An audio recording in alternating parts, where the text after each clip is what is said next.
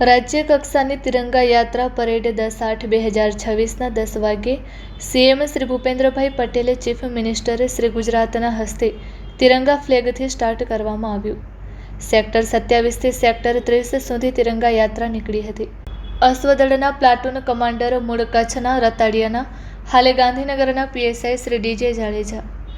Report by Dilubha Jadeja.